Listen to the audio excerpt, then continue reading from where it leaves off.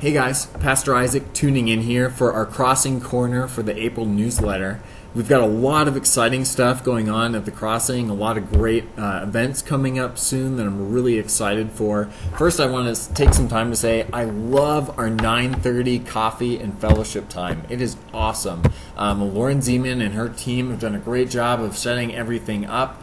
So people can come early, we can get some time to talk and chat, and that extra, 25 to 30 minutes makes a big difference.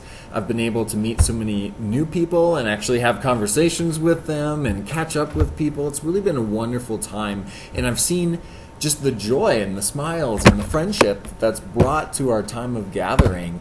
And it's special to me because the Crossing has always been about deep relationships, of people getting to know each other better, going deeper than just talking about the sports or the weather, but talking about really important stuff, having redemptive relationships. And that's what the Crossing has always been about. Sunday morning and life group and serving in Mission 1045 and all those ways that we are the body of Christ together and that we really take God's calling to be a body seriously. So I've really enjoyed that. We also have Easter coming up. It's just 2 weeks away, April 16th. We're going to have a breakfast at 9 a.m. So a few of the details. We're going to start setting up at 7:30. If you can come help, that would be awesome. We're going to set up tables and chairs out in the foyer area, kind of like what we did for Christmas Eve.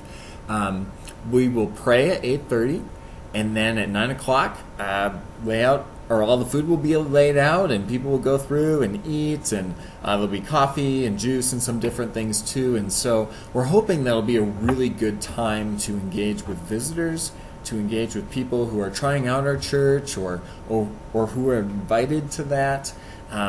We've seen some really cool stuff come out of Easter in the past, and so be looking forward to that. Becky Balboa has a sign up regarding food and everything. What kind of stuff do you want to bring?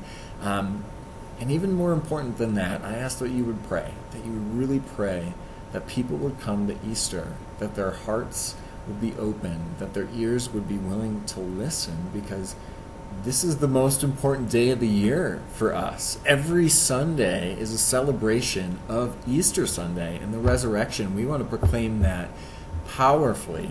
We're going to have a shorter sermon. Yes, it is possible.